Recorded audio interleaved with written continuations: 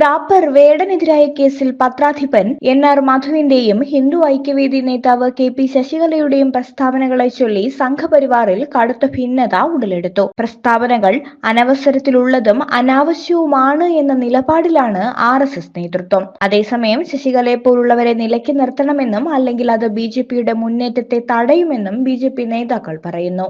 NR. Madhu ഉപയോഗിച്ച ജാതി ഭീകരത, ശശികലയുടെ കഞ്ചാവോളി പ്രയോഗങ്ങൾ അപക്വവും ജനങ്ങളിൽ എതിർപ്പുണ്ടാക്കുന്നതുമാണ് എന്നാണ് ആർ.എസ്.എസിന്റെ അഭിപ്രായം. കഴിഞ്ഞ ദിവസം ചേർന്ന ബി.ജെ.പി ഭാരവാഹി യോഗത്തിലും മധുവിന്റെയും ശശികലയുടെയും പ്രസ്താവനകളിൽ എതിർപ്പുണ്ടായിരുന്നു.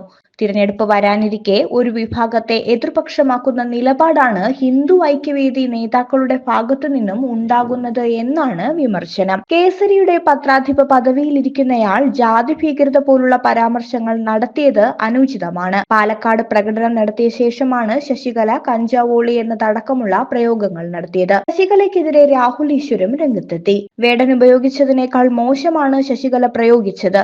ഇത് രണ്ടും തമ്മിൽ താരതമ്യം ചെയ്യാൻ പോലും പറ്റില്ല. സ്ത്രീവിരുദ്ധവും ഇംഗ്ലീഷിൽ പ്രയോഗിക്കുന്ന മോശം തെറിവാക്കിന്റെ മറ്റൊരു രൂപമാണ് ശശികല ഉപയോഗിച്ചത്. ഒരു സ്ത്രീയുടെ വായിൽ നിന്നോ മറ്റൊരാളുടെയും വായിൽ നിന്നോ ഉപയോഗിക്കാൻ പാടില്ലാത്ത വാക്കാണ് ഇത് എന്നും രാഹുൽ ഈശ്വർ പറഞ്ഞു.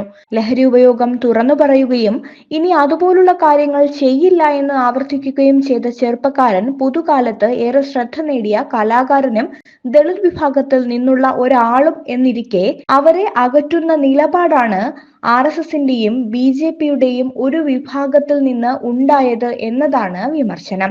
ശശികലയുടെ പ്രസ്താവനയിൽ ഹിന്ദു ഐക്യവേദിയിലും ഭിന്നതയുണ്ട് എന്നാണ് വിവരം. ഒരു വിഭാഗമാണ് ശശികലയെ പിന്തുണയ്ക്കുന്നത്. ബി.ജെ.പിയുടെ മുന്നേറ്റത്തെ തകർക്കുന്നതിനായി അനവസര പ്രസ്താവനകൾ നടത്തരുതെന്നും ബി.ജെ.പി നേതാക്കൾ പറയുന്നു.